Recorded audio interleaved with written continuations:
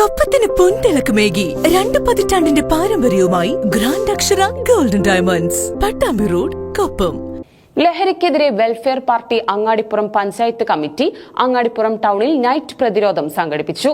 Party Mankada മണ്ഡലം committee അംഗം ഷിഹാബ് തിരൂർക്കാട് പരിപാടി ഉദ്ഘാടനം ചെയ്തു. വ്യക്തിയെയും കുടുംബത്തെയും നാടിനെയും തകർക്കുന്ന ലഹരി ഉപയോഗം മൂലമുണ്ടാകുന്ന പ്രയാസങ്ങൾ പരിഹരിക്കാൻ സർക്കാർ പോലീസ് സംവിധാനങ്ങൾ ശക്തമായി രംഗത്തിറങ്ങണമെന്നും രാസലഹരിയുടെ വിൽപ്പനക്കാരെ പിടികൂടി കർശനമായി ശിക്ഷ നൽകണമെന്നും വെൽഫെയർ പാർട്ടി മണ്ഡലം കമ്മിറ്റി അംഗം ഷിഹാബ് തിരൂർക്കാട് പറഞ്ഞു.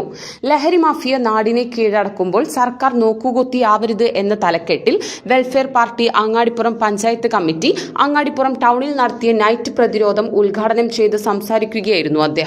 പാർട്ടി പഞ്ചായത്ത് പ്രസിഡന്റ് സെയ്താലി വലമ്പൂർ അധ്യക്ഷത വഹിച്ചു.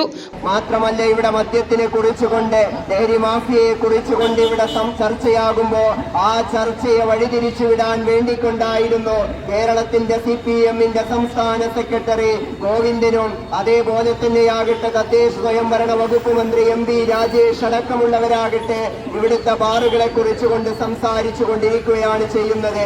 പ്രിയമുള്ളവരെ, യഥാർത്ഥത്തിൽ നമ്മുടെ നാട് ഇങ്ങനെ നശിച്ചുകൊണ്ടിരിക്കുമ്പോൾ ഭരണപക്ഷവും പ്രതിപക്ഷവുമാകട്ടെ നിയമസഭയിൽ ഇരുന്നു കൊണ്ടാകട്ടെ അങ്ങോട്ടും ഇങ്ങോട്ടുമാകട്ടെ വാഗ്വാദങ്ങൾ നടത്തുകയാണ് ചെയ്യുന്നത്. വെൽഫെയർ പാർട്ടിക്ക് സൂചിപ്പിക്കുവാനുള്ളത്, നിങ്ങൾ പരസ്പരം അങ്ങോട്ടും ഇങ്ങോട്ടും വാഗ്വാദങ്ങൾ നടത്തുകയല്ല ജനങ്ങൾ പ്രതീക്ഷിക്കുന്നത്.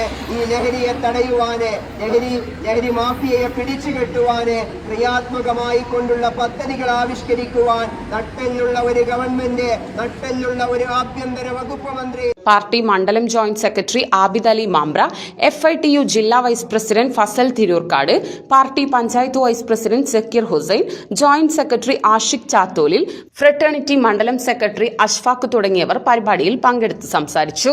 റഹ്മത്തുള്ള അരങ്ങത്ത്, മൊയ്തീൻ KT, ഷാജിദ് വടക്കേതിൽ തുടങ്ങിയവർ പരിപാടിക്ക് നേതൃത്വം നൽകി.